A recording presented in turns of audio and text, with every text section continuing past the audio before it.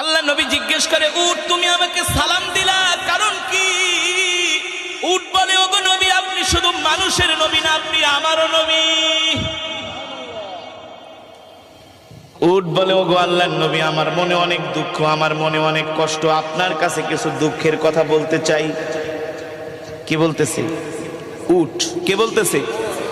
উট বলতেছে, ওগো নবী, আমার মনে অনেক দুঃখ, আমার মনে অনেক কষ্ট, আমি একটু আমার মনের দুঃখগুলো আপনাকে বলতে চাই। আল্লাহর নবী উটকে ডাক দিছে, তাল, আসো আমার কাছে। উট আল্লাহর নবীর কাছে আসলেন, এসে উটের মুখটা আল্লাহর নবীর কানের কাছে নিয়ে মনের সব দুঃখগুলো বলতে লাগলেন। আর উটের চোখ দিয়া ঝরঝর করে পানি পড়তেছে।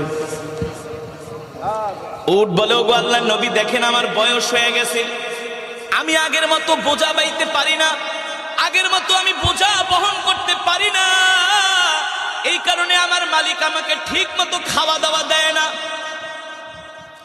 আমাকে খাবারে কষ্ট দেয়। শুধু এটাই না, আমার মালিক আমাকে জবাই করার জন্য দেখেন একটা ছুরি নিয়ে আসছে, একটু পরে আমার মালিক আমাকে জবাই করে দিবে।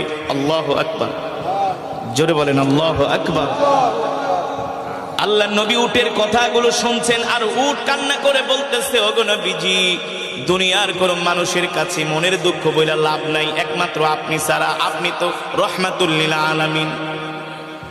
আল্লাহর নবী প্রশ্ন করে, উট আমি তোমার জন্য কি করতে পারি?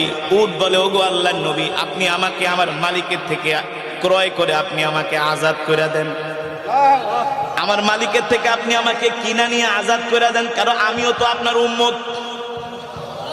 আর আস্তে কোন সুবহানাল্লাহ, আমিও তো আপনার উম্মত, আমি কষ্ট পাই, এটা আপনি সহ্য করতে পারবেন না, কারণ আপনি আমার নবী, আমি আপনার উম্মত। আল্লাহু আকবার। আল্লাহর নবী উটের কথাগুলো শুনে ডাক দিছে, ইয়া সাহেবাল মালিক, এ উটের মালিক কি, এদিকে আসো, এ উটের মালিক কে, এদিকে আসো। আল্লাহ নবী ডাক দিলেন, এ তুমি এই উটকে কষ্ট দাও কারণ কি? উটের মালিক বলে, উটকে আমি কষ্ট দেই, এটা আপনি আবার কিভাবে জানেন? সুবহানাল্লাহ। তুমি উটকে ঠিকমতো খাবার দাবার দাও না, তুমি উটকে কষ্ট দাও, তাকে তুমি জবাই করে তোমার আত্মীয় স্বজনকে খাওয়াই দিবা। উটের মালিক বলে, আমি যে উটকে জবাই করব, উটকে খাবার দেই না, এই কথা আপনাকে কে বলছে? সুবহানাল্লাহ। রহমাতুল লিল আলামিন বলে, তুমিও বলো নাই, দুনিয়ার কোনো মানুষও বলে নাই, উট আমার কানে কানে বলছে।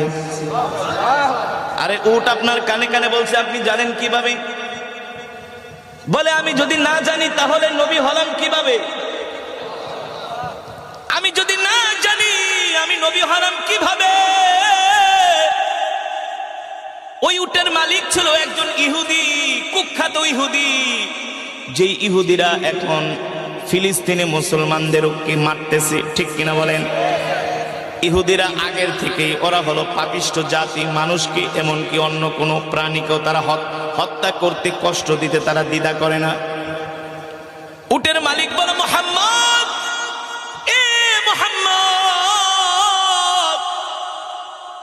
আমি উটকে কষ্ট দেই, এই কথা আজ পর্যন্ত কোন খ্রিস্টান পাদ্রীও তো বলতে পারে নাই, আমাদের ধর্মগুরুও বলতে পারে নাই। মুহাম্মদ, আপনি কিভাবে জানলেন আমি উটকে কষ্ট দেই, উটকে খাবার দেই না? আল্লাহর নবী রহমাতুল লিল আলামিন বলে, ইহুদি, আমি এই রাস্তা দিয়ে হেঁটে যাচ্ছিলাম, আর তোমার উট আমাকে দেখা সালাম দিছে, আসসালামু আলাইকা ইয়া রাসূলুল্লাহ।